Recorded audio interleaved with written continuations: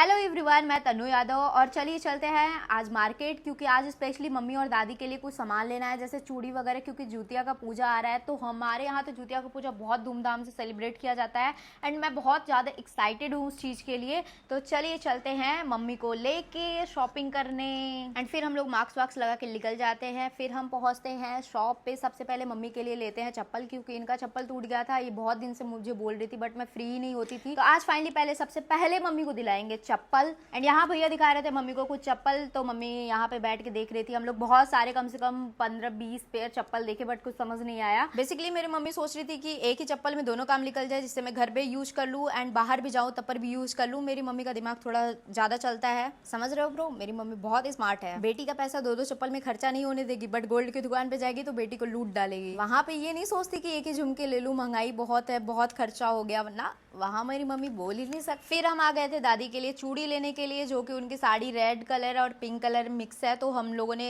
एक स्टोन की चूड़ी ली, एक सिंपल चूड़ी ली। दोनों को मिक्स करके कुछ कॉम्बिनेशन बनाएंगे घर जाके। फिर मम्मी अपने लिए कुछ कुछ देख रही थी। फिर मैं यहाँ खड़ी होकर सोच रही थी मैं क्या लूँ। ऐसा तो हो नहीं सकता कि मैं कॉस्मेटिक की दुकान पे आऊँ और बिना कुछ लिए चली जाऊँ। तो मुझे कुछ नहीं समझ में आया, तो मैं नेल पेंट ही देखने लगी थी कि कुछ नहीं तो नेल पेंट तो कम से कम ले ले, इज्जत बचा ले। फिर यहाँ पे मेरी मम्मी अलग ही खुश थी, क्योंकि सामान पे सामान लिए जा रही थी। मैं सोच रही थी कि बिल कितना आएगा, क्योंकि गाइस अभी हम लोग गरीबी में चल रहे हैं। और घर आके एक और सरप्राइज मिला कि पापा बाहर से डोर लॉक करके चले गए हैं आटा पिसाने के लिए। तो इतना धूप से आके बैठ के वेट करना, ओहो। फिर यहाँ पे मेरे पापा आ गए थे, लेकिन मेरी मम्मी बस खुश होकर दिखा रही थी, बहुत गुस्सा हो रही थी कि बाहर से डोर बंद करके चले गए।